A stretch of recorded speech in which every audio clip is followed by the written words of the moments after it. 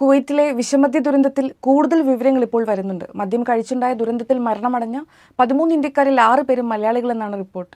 മരണസംഖ്യ 23 ഉയർന്നതായി സൂചനയുണ്ട്. എന്നാൽ ഇതുവരെ ഔദ്യോഗിക സ്ഥിരീകരണം വന്നിട്ടില്ല.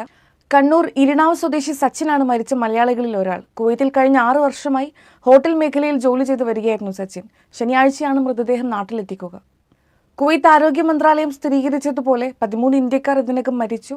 100-ലധികം പേർ ചികിത്സയിലാണ്. അതിൽ പലരുടെയും നില ഗുരുതരമാണ്. ഇവരിൽ 40 പേർ ഇന്ത്യക്കാരാണെന്ന് ഇന്ത്യൻ എംബസിയും വ്യക്തമാക്കിയിട്ടുണ്ട്. മരിച്ചവരിലും ചികിത്സയിലുള്ളവരിലും കൂടുതൽ പേരും മലയാളികളാണെന്നാണ് കിട്ടിയ വിവരം. വൃക്ക തകരാറിലായവരും കാഴ്ച നഷ്ടപ്പെട്ടവരും അടക്കം 30-ലധികം പേർ ഇപ്പോഴും വെന്റിലേറ്ററിലാണ്. മദ്യദുരന്തവുമായി ബന്ധപ്പെട്ട് 2 പേർ പിടിയിലായിട്ടുണ്ട്. കഴിഞ്ഞ ശനിയാഴ്ച മുതലാണ് രോഗലക്ഷണങ്ങളുമായി പ്രവാസികൾ ആശുപത്രികളിൽ എത്തിപ്പെടാൻ തുടങ്ങിയത്.